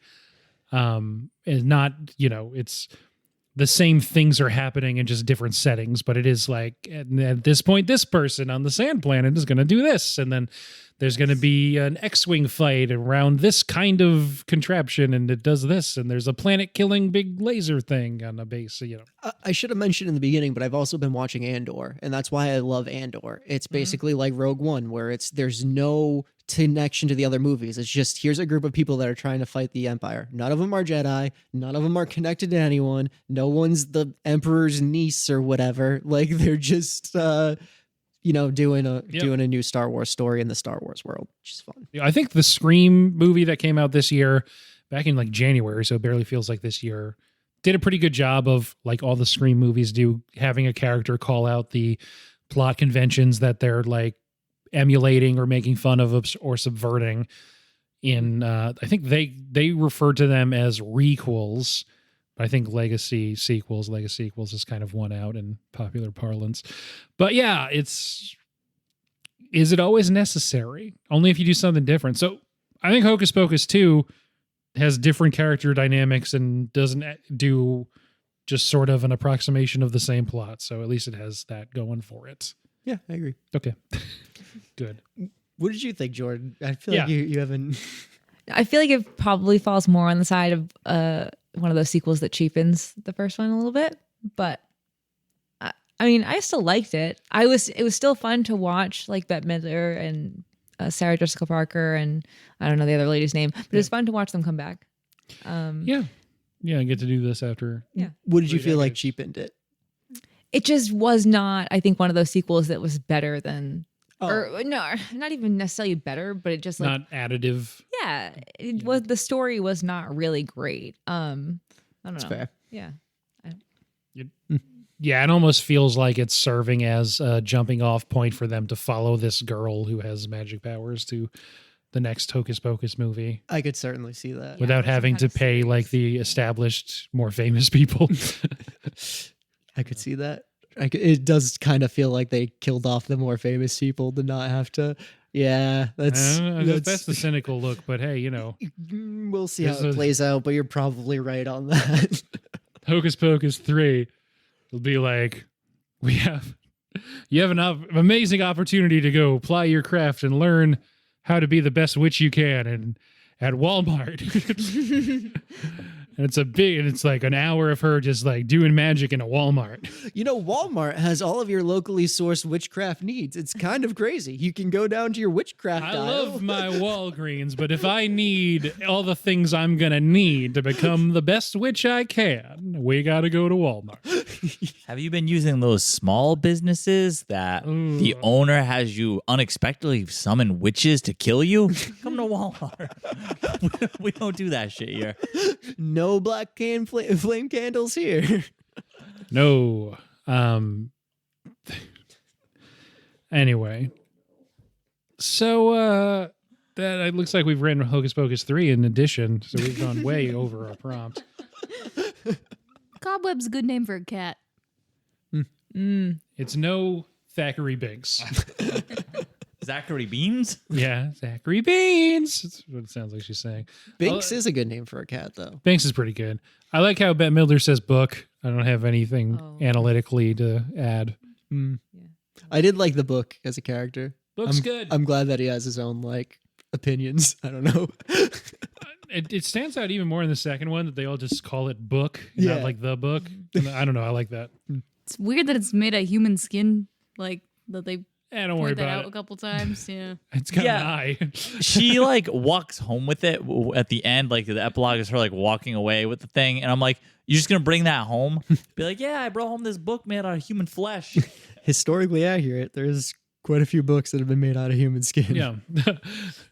It is. It's gross. Especially because they're kind of affectionate towards it at the end. They're like, oh, book. Yeah. And I'm like, this is made of dead people. This is Are this they is dead, the though? Necronomicon. Like you have to clear with your parents before you bring the Necronomicon home. Witches don't. Witches ain't got no rules. Yeah, she's gonna be impossible to control for those parents. Does she have parents? Like in the movie? No. I don't think so. Yeah. Again, there was just so much more family dynamic stuff in the first one. I really like the Walgreens, the selfie and the filter. Them thinking they were young because That's filter. funny. Yeah. Yeah. In general, I like movies where people come back and are exposed to modern society from the past and Yes. just are I thought That it was the best parts of both movies, honestly. Yeah. Yeah. Yeah. Them not knowing what roads are. yeah. They can extrapolate from what they Tis solid. previously knew about roads. The way they talk is funny too. I really like it. Well, they knew what a driver's permit was. So Hey, Yeah. come on. We don't do that here. They knew at a driver's permit that the bus boy was a mortal. I don't even know what they called him. Mortal bus boy. Ferryman or something? Yeah. Yeah, the way they talk is the best part. Yeah. Somebody needs to make a good time traveling movie. Somebody comes from the past and just has to figure things out. They have the night before Christmas, Robbie. the thing. See that? Wait, is the thing? Yeah. It's someone who's been frozen for like 10,000 years. Oh, interesting. Yeah. They got to figure things out. Wait. Yeah, and they have very different cultural customs after Yeah. 10,000 years, and they are not acceptable anymore. They're pretty good at adapting, though. I think it's just Yeah, they can really assimilate into any kind of society, in my opinion. I think it's just a shapeshifter alien that eats people.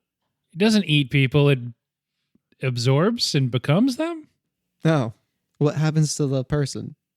They're They're absorbed. dead. We talked about that in the episode. It's not entirely 100% clear. Interesting. Okay, I've listened to it. But yeah, so you got The Thing or The Night Before Christmas are your options.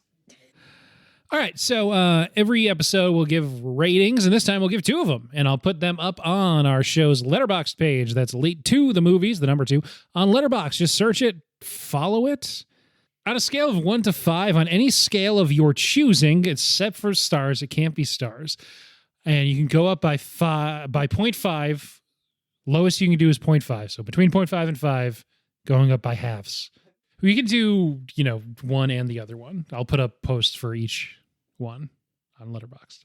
I'd give them both three Dead Man's Toes out of 5. You gotta pick different. No, you don't have to pick different scales. 3 Dead Men's Toes. Okay.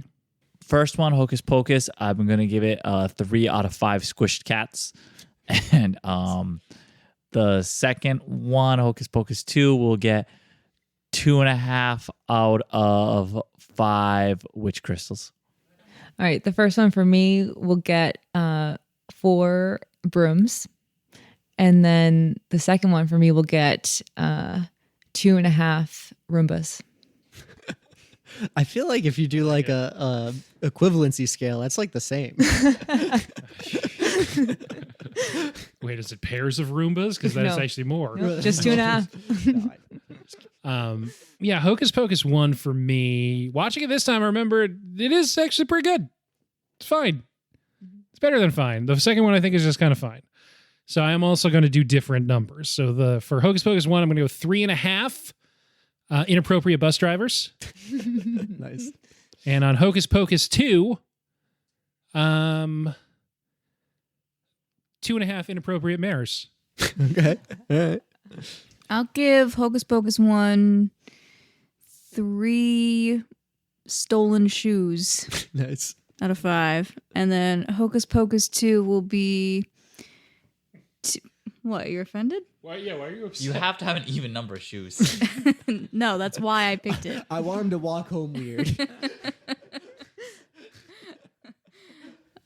be 2.5 stolen candy apples out of 5. Oh, there you go. He's so mad about that candy apple. Indignant that he has to eat a trash candy apple afterwards. I think the reason why they got the same score from me is just because of how much I love Buster. Hale. I forgot his Tony Hale, yeah. Tony Hale, but from Arrested Development. Everything he did in that movie, I laughed so hard. I don't know. Have you ever watched Veep? No, is he in He's Veep? great on Veep, yeah. Oh man, I just like him as an actor so much. Yeah, check out Veep. So with a recommendation to watch something else, I had fun with both of them, though. I feel like this was coming off negative quite often in this episode.